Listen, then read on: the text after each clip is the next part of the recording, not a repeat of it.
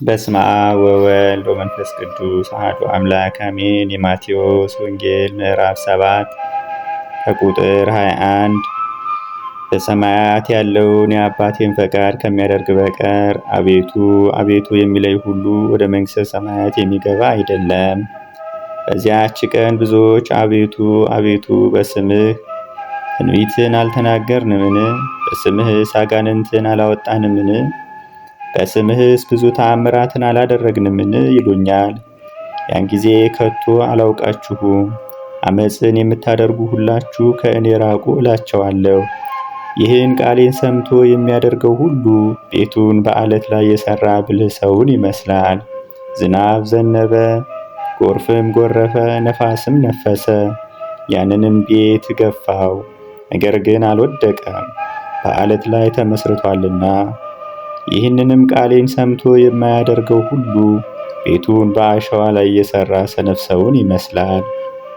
ዝናብ ዘነበ፣ ጎርፍም ጎረፈ፣ ነፋስም ነፈሰ፣ ያንንም ቤት ገፋው፣ ወደቀም፣ አወዳደቁም ታላቅ ሆነ። ጌታችን ኢየሱስም ይህንን ነገር በፈጸመ ጊዜ ሕዝቡም በትምህርቱ ተደነቁ።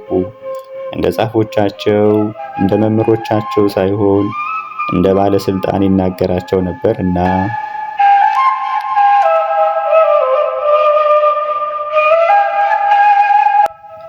የሐዋርያው የቅዱስ ያዕቆብ መልእክት ምዕራፍ 5 ከቁጥር 10።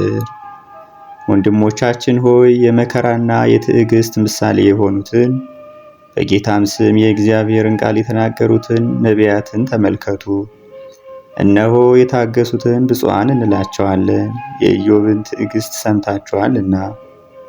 እግዚአብሔርም የፈጸመለትን አይታችኋል። የእግዚአብሔር ቸርነቱ ብዙ ነውና ይቅርም ባይ ነውና። ወንድሞቻችን ሆይ ከሁሉ አስቀድሞ በሰማይም ቢሆን በምድርም ቢሆን በሌላ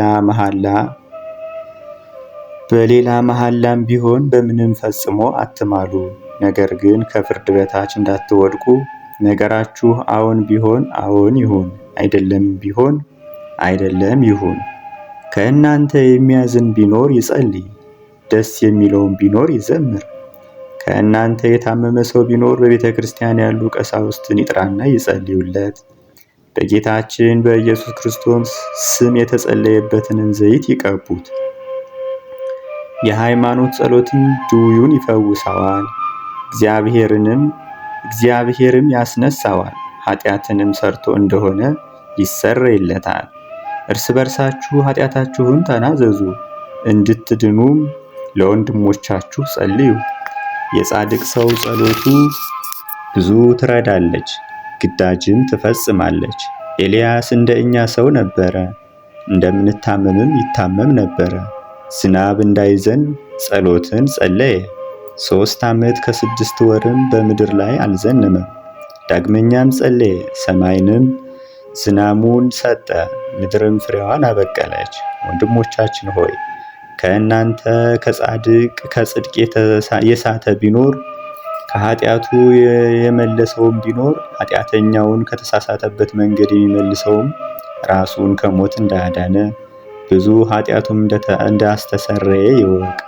የጌታችን የኢየሱስ ክርስቶስ ወንድም የሐዋርያው የቅዱስ ያዕቆብ መልእክት ይህችን ትመስላለች።